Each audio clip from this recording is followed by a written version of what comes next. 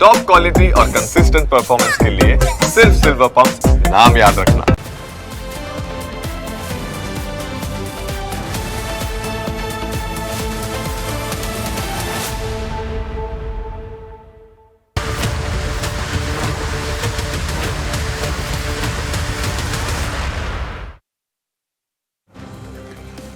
કોઈ પાર્ટીના નેતાઓ કાર્યકરો કે પછી રાજકીય વગ ધરાવતા લોકોની દાદાગીરી સાતમા આસમાને હોય છે। એક તો તેઓ નિયમો પણ તોડે અને દાદાગીરી પણ આખા ગામની કરે। રસ્તા ઉપર તેમની ગાડીઓ જાણે બાપાનો બગીચો હોય તેમ ફરતી હોય છે। બ્લેક ફિલ્મ લગાવીને ફરતી હોય છે અને જો ભૂલથી પણ કોઈ તેમને રોકી બતાવે તો દાદાગીરી કરવા ઉપર ઉતરી આવે છે। આવી જ એક ઘટના પંચમહાલના કાલોલમાં બની।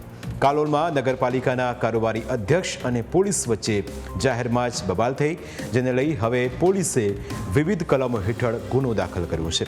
ઘટના 6 જાન્યુઆરીની છે।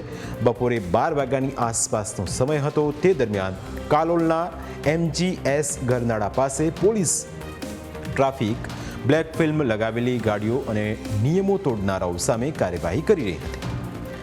તે સમયે બ્લેક ફિલ્મ ધરાવતી સ્વિફ્ટ કાર પૂર ઝડપે પસાર થતાં પોલીસે તેને ઊભી રાખવાનો પ્રયાસ કર્યો, પરંતુ કાર ચાલક પ્રતિક જોશીએ ગાડી ઊભી રાખવાના બદલે દોડાવી હતી।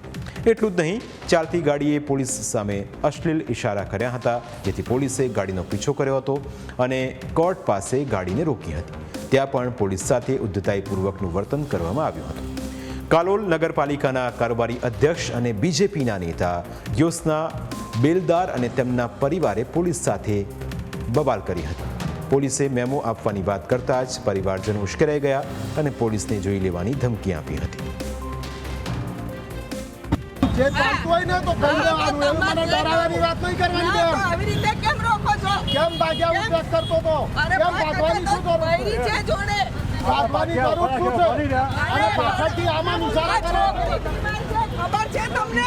બેન, એક તો ઊંચાવાથી બીમાર વાત છે નહીં ના, કરવાની। મારી જોડે બી આ બધા દારૂ ને બધા ટ્રકો જાય છે, તાર રોકો ને। આ પકડીએ છીએ, પકડીએ છીએ, પકડીએ છીએ, છોડો બરાબર? નહીં નહીં, એ રીતે તો ના થાય, બરાબર? બીજા બધા જાય છે, અરે એ રીતે નહીં બીવડાવવાનું ખોટા આક્ષેપ કરીને। એવું પૂછે કે છોકરી કોની છે?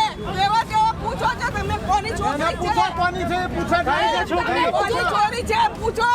બેન, ખોટી વાત નહીં કરવાની। તમે લોકલ છો એટલે તમે રાજકારણ રમવાનું નહીં મારી જોડે। રાજકારણની નથી વાત આવતી। તો કેમ ભાગ્યા? ખોટો દાદાગીરી નહીં કરવાની, જેની જોડે કરવાની છે એની જોડે દાદાગીરી કરો। સાદા સિમ્પલ માણસ ને તમે દાદા સિંપલ ને કોઈ નહીં, દાદાગીરી એ ભઈએ કરી છે। બીમાર છે 4 દિવસથી હું મોકલી દો સરકારી ગાડીમાં, અરે સરકારી કેમ? પ્રાઇવેટ ગાડીમાં મોકલી દો। પુરાવા છે। આ તો શું અલા પણ પોતાની ગાડી બદલાવી બેન, બરાબર છે, આ રીતે તો અમે ગુનો નથી કરવા, ગુનો નથી કર્યો, તો જે થતું હશે એ થશે। ગુનો નહીં કર્યો, અમે જે દવાખાને જઈએ કાયદાકીય છીએ। થતું હશે એ થશે, બરાબર? એ જે રીતે કરવું એ કરી લો છે। તારી વાત નહીં કરવાની, બોલાય લાડી। રસ્તા ઉપર અંદાજે 15 થી 20 મિનિટ બબાલચારી, ભારે ગરમાગરમી થઈ, ઝપાઝપીના દ્રશ્યો પણ જોવા મળ્યા। આખરે મામલો પોલીસ મથકે પહોંચ્યો। પોલીસ મથકે પણ પરિવારે હોબાળો મચાવ્યો। આખી ઘટનામાં આખરે પોલીસે વિવિધ કલમો હેઠળ બબાલ કરનારા લોકો સામે ગુનો દાખલ કર્યો અને બેફામ ડ્રાઇવિંગ કરીને પોલીસ સાથે દાદાગીરી ઉપર ઉતરી આવેલા પ્રતિક સુરેશભાઈ જોશીની ધરપકડ કરવામાં આવી। ઘટના સ્થળે લઈ જઈને તેનું રિકન્સ્ટ્રક્શન પણ કરવામાં આવ્યું। આરોપીને કોર્ટમાં રજૂ કરવા માટે પોલીસ મથકેથી ચાલતા લઈ જવાયો હતો। બીજી તરફ પોલીસ સાથે ઉદ્ઘર્ષણમાં ઉતરનાર યોસના બેલદાર, નેહા પાઠક, વર્ષાબેન જોશી અને પ્રિયંકા બેલદાર ઘર છોડીને પલાયન થઈ ગયા હોવાની હકીકત સામે આવી છે। આગળ જતાં કાચ ખોલી અને ડ્રાઈવરે એક ગંદો ઇશારો કરેલો, જેના લીધે થઈને જે સ્ટાફના ચેકિંગમાં હતા એ પોલીસ ઇન્સ્પેક્ટર ભરવાડ તથા એમના સ્ટાફના માણસોએ સરકારી ગાડીમાં એ ગાડીનો પીછો કરેલો અને પોલીસ સ્ટેશનની સામે જે ઝંડા સર્કલ આવેલું ત્યાં પહોંચતા સુધીમાં એને રાઉન્ડઅપ કરી અને ગાડી રોકેલી, જેથી જે અંદર રહેલા ડ્રાઈવર્સ અને જે લેડીઝો હતી એમણે ઉતરીને હંગામો કરેલો અને અમારી ગાડી કેવી રીતે રોકી શકો, તમને રોકવાનો શું હક છે, તમારા પાપાનો રોડ છે, એવી વાતો કરી અને ગંદી અને બીભત્સ ગાળો બોલી અને ધક્કાધક્કી કરી અને પોલીસના ફરજમાં રૂકાવટ કરી અને ગેરકાયદેસરની મંડળી બનાવીને હુમલો કરેલો। ત્યારબાદ એમને પોલીસ સ્ટેશન લઈ જતા પોલીસ સ્ટેશનમાં પણ તે પૈકીના એક મહિલા હતા એ જે જ્યોત્સનાબેન બિલદાર, એમણે લોકઅપને લાતો મારી અને પોલીસ સ્ટેશનમાં પણ હંગામો કરેલો અને ત્યાં પણ બીભત્સ વર્તન કરી, બીભત્સ ગાળો બોલેલી હતી.